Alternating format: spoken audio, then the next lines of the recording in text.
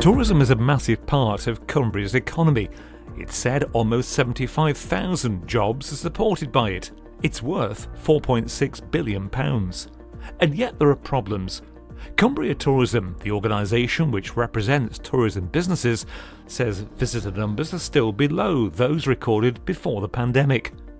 Publicity about pollution, littering and developments, plus calls for a change to the way visitor facilities are funded, are causing debate. For the new chair of Cumbria Tourism, a busy time in office looks inevitable. Well, I'm from Cumbria. I've lived here most of my life. Most of my career has been in tourism and in national parks. Mark Holroyd's day job is Head of Recreation and Communications for Forestry England in the north. We met at Grisdale Forest to talk about the challenges now facing this Cumbrian industry leader. So my career started working in hotels and restaurants when I was a student, and then I got into the destination management game as a tourism officer in Millom back in sort of 15 years ago now. I did that for a few years, working with small businesses predominantly and communities, trying to get visitors into that area. Then I went to get some sunshine in the south of England, working for national parks in the New Forest, and then across the whole of England, looking at tourism in national parks from the Peak District, and then I joined Forestry England back in 2019. I've been on the board of CT for a couple of years now, organisation I've known for a long time. Just a month or two ago, the board asked me to be chair. So it's been a busy time since. Well, we're talking here at Grisdale, one of the sites that you look after. A buzzard has just flown over, so it is a fantastic place to work, I imagine, great for welcoming tourists. And as you say, you've been very much involved in tourism for much of your career. But as you pointed out, you've become chairman of Cumbria Tourism at quite an interesting time for tourism for all kinds of reasons, which we'll perhaps talk about in the course of the podcast. I mean, the first thing that is certainly causing many people a lot of concern is the amount of fly camping, wild camping, call it what you want, but people not camping where they should do. Is it a big issue? It is an issue, and it's an issue that's always been there, and it does feel like that issue is getting a lot more attention, particularly since the pandemic. And I speak as a land manager here, as well as the chair of Cumbria Tourism, that certainly in that post-pandemic period we did see that surge of people coming out and trying to get in to every nook and cranny to experience the Lake District, and some of that having a real negative impact. There does seem to be a surge of that again this year. I think and any incident of that is not acceptable, and we need to find resources and work together to try and solve it. As Cumbria Tourism, our focus is on the visitor economy and trying to capture spend within the local economy, and that's always going to be predominantly in our towns and villages and in our businesses, visitor attractions. That fly camping as a topic, that's typically not an activity that generates income for those businesses, so it's not something we've ever been involved in promoting or attracting, and we work with those partners in the national park, with the police, the local authorities, National Trust and other landowners to try and deal with it. But isn't that perhaps an issue that maybe Cumbria Tourism should be looking at? Because if you look at the number of people who bought tent boxes now on tops of cars, every other car I see seems to have one, there is an interest in camping. People buy food, drink from shops, they go to restaurants, they go to hotels, or they want a shower perhaps because they've had too much of the Lake District weather. So isn't the fact that tourism itself as an industry is changing, and therefore the demand for different kinds of facilities is changing with it as well? And if Cumbria doesn't adapt to cope with that, then we'll keep seeing what we've been seeing these past few months, people perhaps ignorantly camping where they shouldn't do. Yeah, so we need to be, and we are encouraging people to use those formal campsites and camping facilities where they exist. And we're doing a really exciting piece of work as part of our destination management plan around developing a Cumbria coastal route that will encourage people to explore, particularly the coast of Cumbria. I think there'll be a strong camping and motorhome component to that, but linked to those formal facilities and businesses along the way. Because do you think that's an issue when it comes to Cumbria as well? We saw the recent publication of statistics showing that numbers apparently have decreased of tourists in Cumbria. Is it the case, do you think, that Cumbria could be two things, either too full, people don't want to come here because it is seen as just too busy, too popular, but also, like I said before, do you think it's perhaps not geared up for the kind of tourists that come these days? So I think that, so those numbers have shown that in 2024 there was an 18% drop in day visitors. There was also a 10% increase in staying visitors, which is really good to see.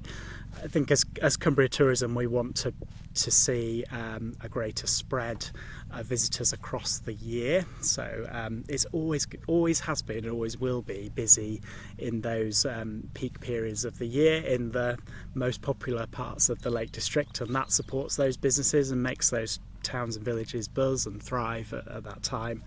We think there is a lot of scope to spread that out across the year, but also spread it geographically as well. So to help people see those slightly quieter, less visited, less well-known parts of Cumbria. So whether that be Carlisle, our coastline, the sort of Eden Valley and the Western Dales areas.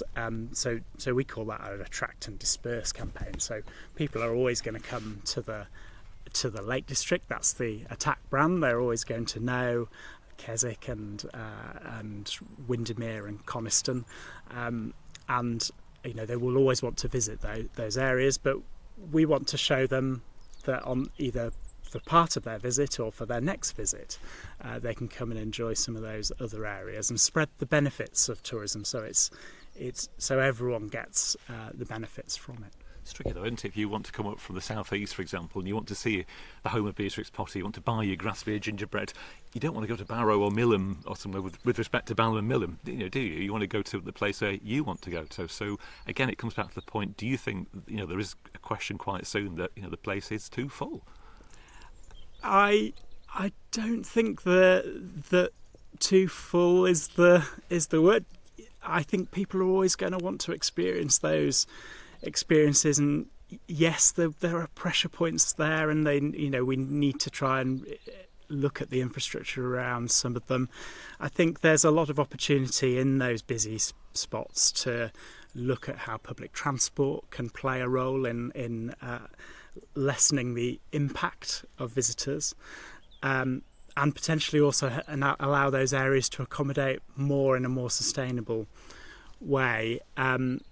But I worry about us saying too full, because the evidence that we're seeing from from the data that we collect, which is a mix of data, occupancy surveys from accommodation businesses, from visitor attractions, from car parks and transport counters, has shown that those businesses are struggling. And when I talk to businesses, that's what I hear as well. We have compared to before the pandemic, numbers are down, and you can hear the birds above us there.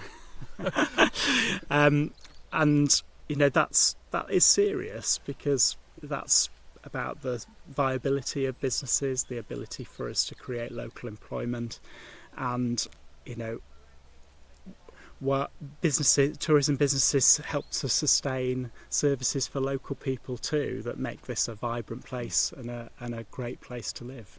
What is interesting as well, if you look at the same statistic, the same survey type that was carried out in Cumbria, the same that was carried out in North Yorkshire, just over the border, the results are quite different. There's actually an increase, I think 4.6% increase in tourists going to North Yorkshire. At the same time, when tourism numbers in Cumbria are decreasing. We're only talking a couple of miles as a crow flies, a buzzard flies. Mm-hmm. Why do you think there is such a difference? Do you think that people really are becoming a little bit kind of jaundiced at having to queue to come to Bowness, fight for a car parking space? When you get there, it's busy. They want to go somewhere and still have the experience of enjoying the peace and quiet that people come to Cumbria for. They're having to go elsewhere because they're not getting that here, and that's just the fact of life. It's difficult to say exactly why North Yorkshire and I think also Northumberland are having different experiences. But you've seen the stats, haven't you? I have seen their stats. And you would agree they are increasing. And they are increasing in those areas. This can be affected by new attractions opening and things like that can or changes in the way that data is collected. And Cumbria is a mature destination in its sense. So places like Northumberland in particular are a growing destination. They're at a different stage in their journey.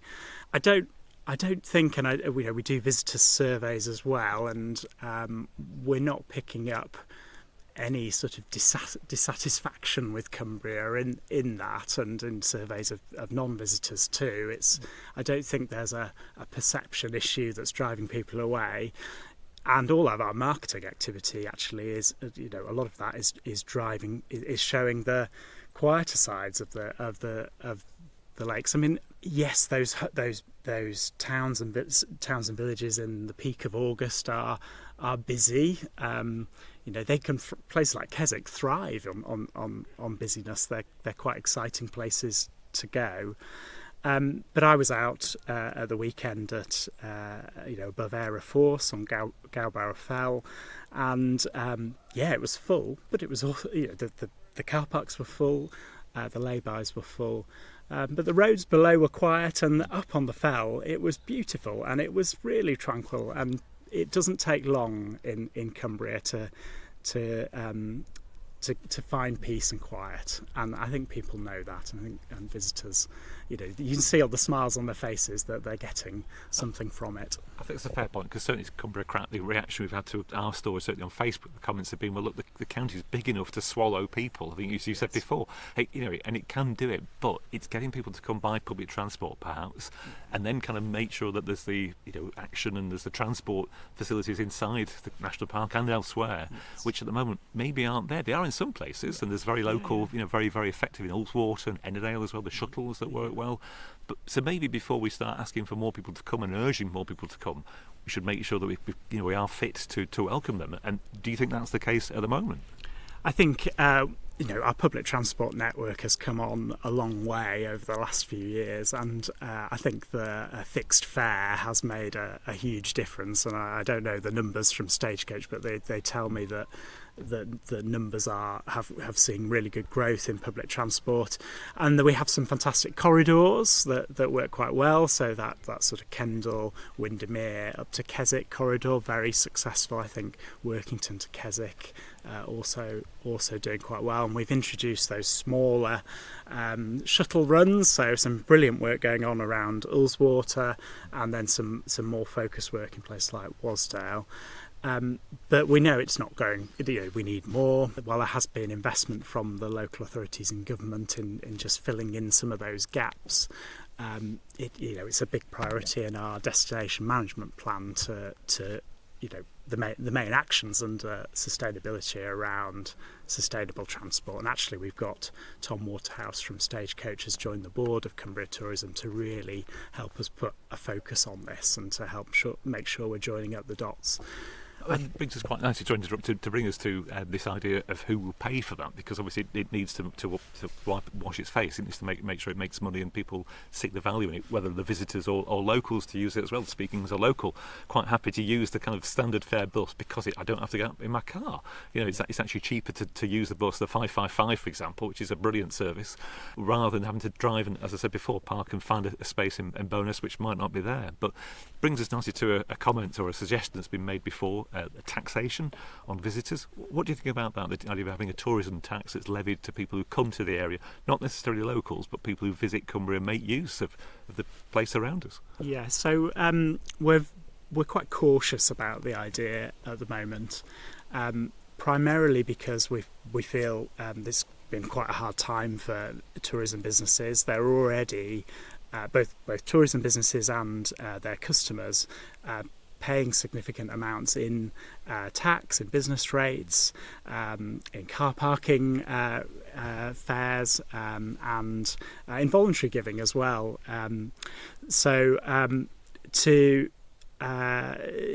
levy an additional charge on tourists could have unintended consequences, and it's really important that we have a mature and sensible discussion and debate about this. And as Cumbria Tourism, we are going to have that discussion with the industry to hear what they think, so that we can firm up our position and represent them well in it. We're not shutting down the debate. We want to have it. We do understand that Cumbria needs public investment, and I think our starting point would be that there's already substantial tax revenues and other revenues being generated that should be looked at first before running to the tourism tax lever. It only takes a couple of seconds to say, well, we should have a tourism tax, but actually the practicalities of how it would work,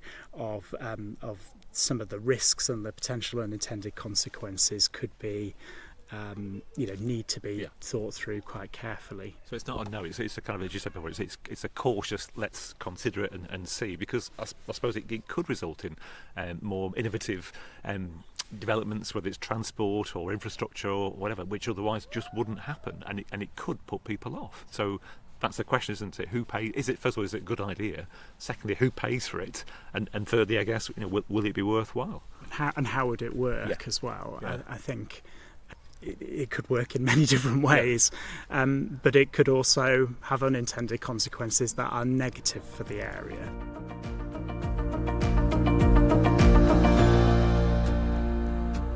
I just wonder as well, we're talking on the day where the stories come out about water quality of Windermere.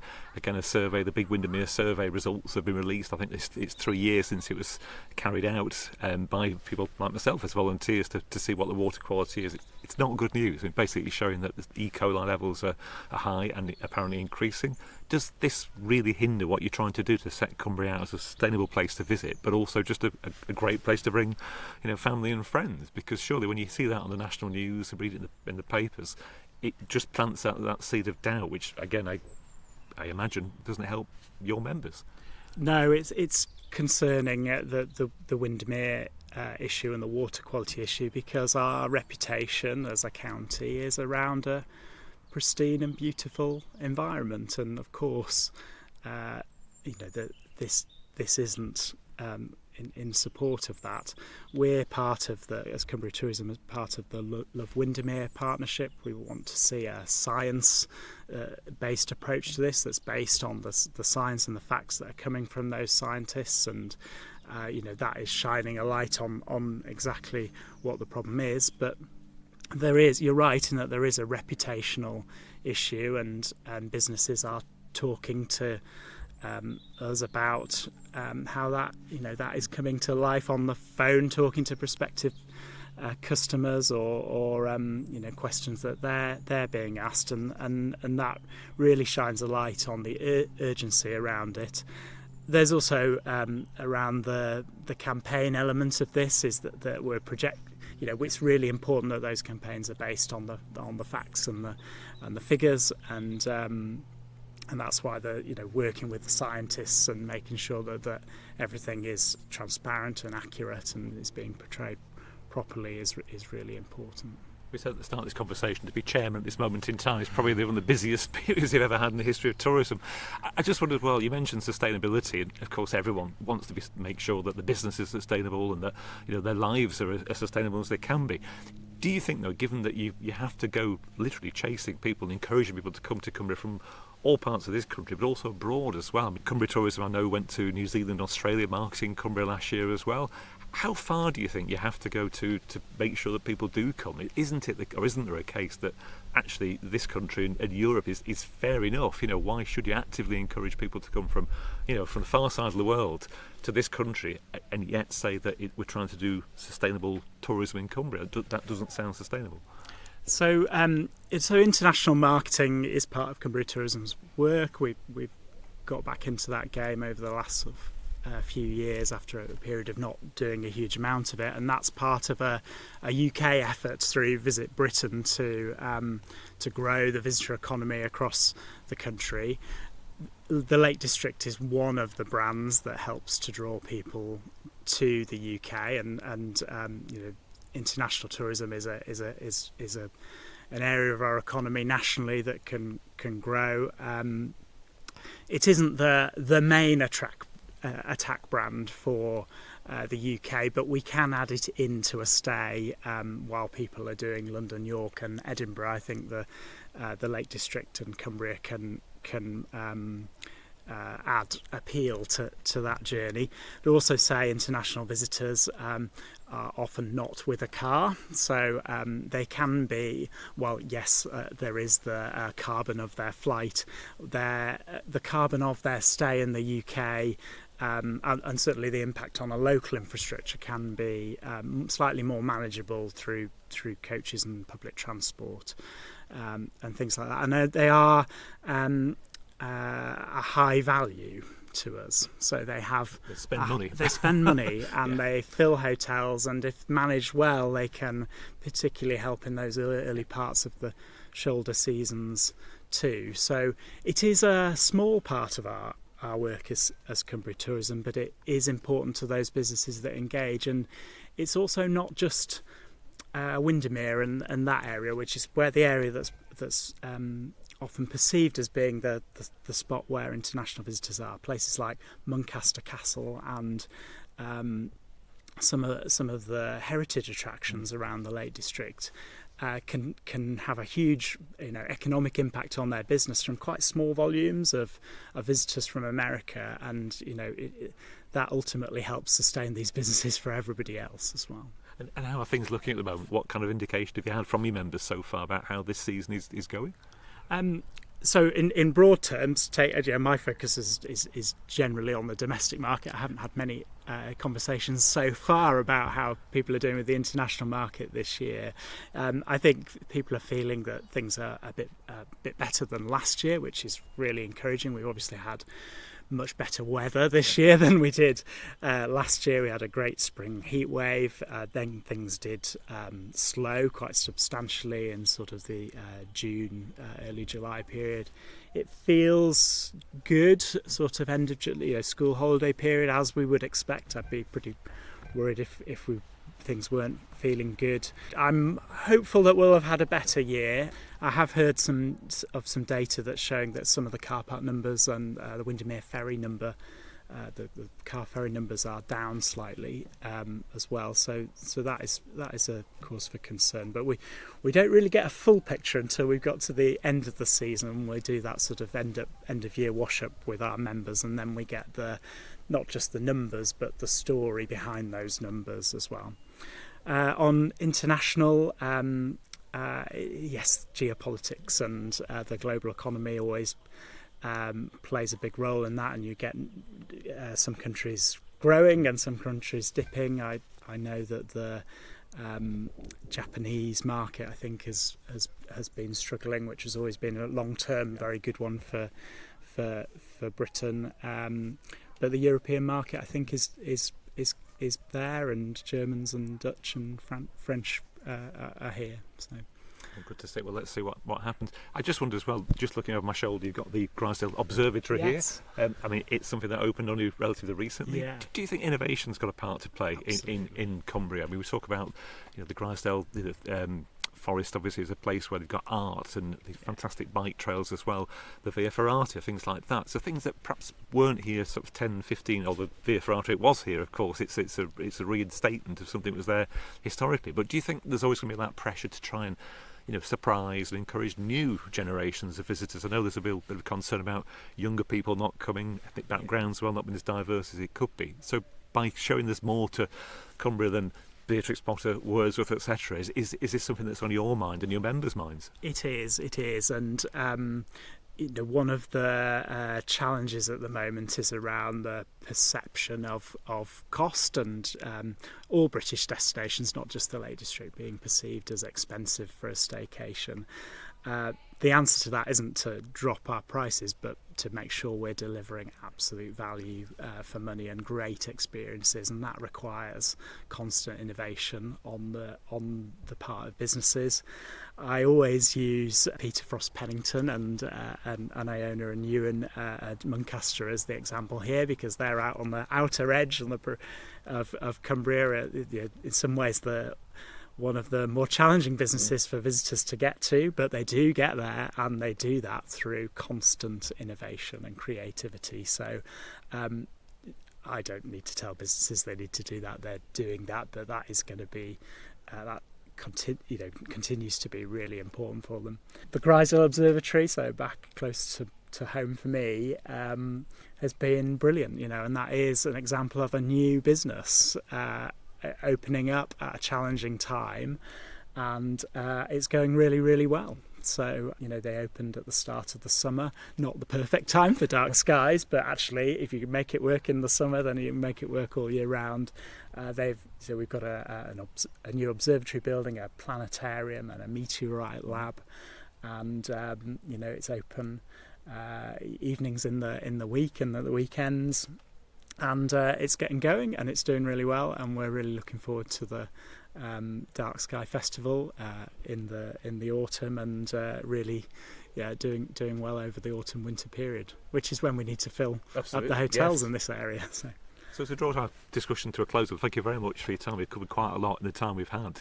How do you feel, if you're kind of summarising, what's your message then to people listening to this who, from basically a business point of view, but also visitors as well? I mean, what kind of message would you give us as chairman, looking forward, reviewing this year and also looking forward to the future? Are you kind of feeling quietly confident that you'll weather the storm of national insurance taxation rises and a change in politics around the world as well? Are you kind of thinking that when you come to look back in your time as chairman of Cumbria Tourism, that it was a change of gear, the world is changing around us as we speak, but that it's for the positive, that things will improve and Cumbria will still be Cumbria?